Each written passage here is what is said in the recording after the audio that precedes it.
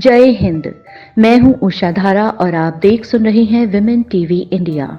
चलिए आज की स्टोरी करते हैं शुरू।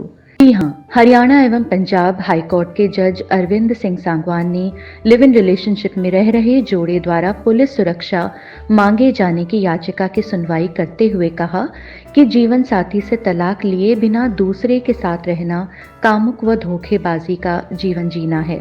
अदालत से सुरक्षा की मांग करना इस रिश्ते की स्वीकृति पर मुहर लगाना है। जज ने इस याचिका को कर दिया है खारिज। ज्ञात रहे, हरियाणा के कैथल निवासी 33 वर्षीय महिला और 32 वर्षीय पुरुष ने हाईकोर्ट अर्जी देकर सुरक्षा की गुहार लगाई थी। यह जोड़ा 1 महीने से एक साथ रह रहा है और दोनों ही पहले से शादीशुदा। महिला ने आरोप लगाया कि वह पति द्वारा की जा रही मानसिक प्रताड़ना की शिकार है। जस्टिस ने इस याचिका को खारिज कर दिया है और यह भी बताया कि याचिका में प्रार्थी यह स्पष्ट नहीं कर पाए हैं कि उन्हें किस व्यक्ति से डर है। चलिए इस खबर पर थोड़ी और चर्चा कर लेते हैं। लिव इन रिलेशन पर कानून के क्या प्रावधान हैं, यह बता रही हैं वरिष्ठ अधिवक्ता। जरा देखिए। लिव इन रिलेशनशिप्स की अगर बात आए तो इंडिया में लिव इन रिलेशनशिप्स लीगल हैं। ऐसा सुप्रीम कोर्ट ने बहुत सी जजमेंट्स में कहा है कि live in relationships are legal, they might not be moral. जहाँ तक सोसाइटी के मोरालिटी की बात आती है, उन मापदंडों पे हो सकता है लिव इन रिलेशनशिप्स पूरे ना उतरे, पर जब लॉ की बात आती है तो live in relationships are legal. Live in relationships के 4 कंडीशंस हैं जिन कंडीशंस को पूरा करने पे उन्हें एक लीगल लेजिटिमेट रिलेशनशिप माना जाता है इस देश में। ये 4 कंडीशंस अलग अलग जजमेंट्स के थ्रू हमारे पास आई हैं। ऐसा कोई प्रॉपर प्रोविज़न नहीं है, कोई ऐसा सेक्शन नहीं है लॉ का जिसके under specially live in relationships को मेंशन किया गया हो, पर अलग अलग टाइम पे हमारे सुप्रीम कोर्ट की और बहुत से हाई कोर्ट्स की जजमेंट्स आई हैं जिन्होंने लिव इन रिलेशनशिप्स को मान्य किया है। सबसे पहली कंडीशन लिव इन रिलेशनशिप की ये है कि लड़का और लड़की should live like husband and wife.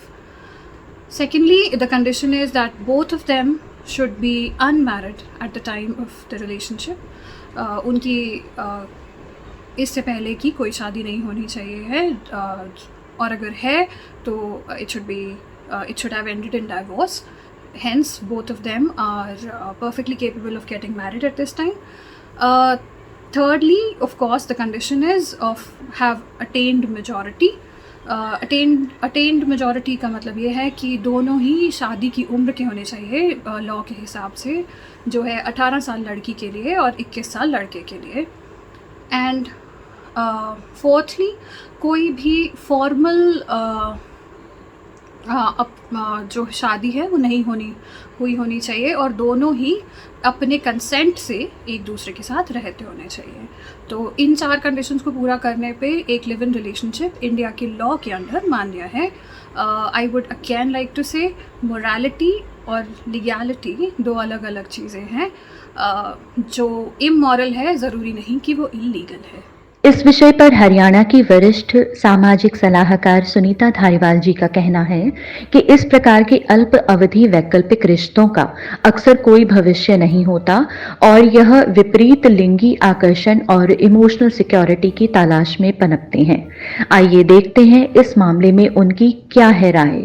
देखिए, आज भी हमारे समाज में लिव इन रिलेशनशिप को तो कोई बिल्कुल भी मान्यता नहीं दी गई है और समाज ने अपने बनाए हुए कानूनों को कड़ाई से लागू करने के लिए उससे जो बन पड़ता है उस तरीके का दबाव जो है वो समाज में आता ही है। जहाँ तक लिव इन रिलेशनशिप्स की बात है, ये एक नया चलन है। अगर कोई व्यक्ति अपनी मर्ज़ी से किसी स्त्री के साथ या स्त्री पुरुष दोनों मर्ज़ी से रहना चाहते हैं, लेकिन वो रहेंगे तो समाज के अंदर ही ना, तो समाज तो उनको स्वीकार नहीं कर रहा। और जहाँ तक आज इस केस की बात है, जहाँ पर हाई कोर्ट में वो सुरक्षा लेने के लिए गए, तो 2 ही तरीके से मुझे लगता है कि लिव इन रिलेशनशिप को हम देख सकते हैं। एक तो ये है कि मान्यता है ही नहीं, तो समाज में उनको बहुत अलग थलग रहना पड़ता है और समाज उनको अच्छी नज़र से भी नहीं देखता और बसने भी नहीं देते हैं। दूसरा ये भी है कि जो लोग अच्छे रिलेशनशिप में नहीं हैं, कड़वे रिलेशनशिप में हैं या बुरे रिलेशनशिप में हैं, वो लंबे समय तक या तो कोर्ट कचहरियों में तलाक के केसेस झेल रहे हैं या अलग तरह की प्रताड़ना झेल रहे हैं और ऐसे केस में यदि किसी के साथ रहता है और लिव इन रिलेशनशिप में, तो कहीं ना कहीं वो अपने आप को सहज भी महसूस करते हैं और शायद जीवन में उनके कुछ बदलाव भी आता है। लेकिन मुझे हमेशा ये लगता है कि जो लिव इन रिलेशनशिप, खास तौर पे यदि हम इस केस की हम बात करें, तो इसमें वो स्त्री और पुरुष दोनों एक ही महीने से इकट्ठा रहना शुरू हुए हैं, और इतनी अल्प अवधि में, थोड़ी सी अवधि में जब वो साथ रहना शुरू हुए हैं, तो फिर उन लोगों को मेरी नज़र में तो एक स्त्री और पुरुष का क्षणिक जो दैहिक आकर्षण होता है उसके वशीभूत होकर वो ऐसा कर रहे हैं। क्योंकि वो महिला ने बताया कि उसको पति से प्रताड़ना मिलती थी और ये सब था। पर मुझे ऐसे लगता है कि जहाँ तक प्रताड़ना और ये सब, हम लोग कहीं ना कहीं इमोशनल सिक्योरिटी को ढूंढ रहे होते हैं, और महिलाएं ऐसे जो हमारे कमज़ोर पल हैं उसमें किसी और का सहारा देख रही है, और ये उनका मुझे किसी ना किसी तरीके से सामाजिक और मानसिक जो जिसे हम इमोशनल इनसिक्योरिटीज़ की वजह से ये रिश्ते पनपते हैं, ये बनते हैं, और इनका कोई ज़्यादा भविष्य नहीं होता। बहुत कम केसेस ऐसे होते हैं जिनमें इनका भविष्य होता है, अदरवाइज़ इनका कोई भविष्य होता नहीं। यह थी आज की स्टोरी। इसमें आवाज दी है उषा धारा ने, लिखा है पुरनूर ने और एडिट किया है सुनीता ने। और आप इस स्टोरी को पसंद करें तो लाइक और शेयर ज़रूर करें। अगली स्टोरी सबसे पहले देखने के लिए बेल आइकॉन दबाएं। ट्विटर, फेसबुक, लिंक्डइन और इंस्टाग्राम और हमारी वेबसाइट www.womentvindia पर भी लॉगिन करें। जय हिंद।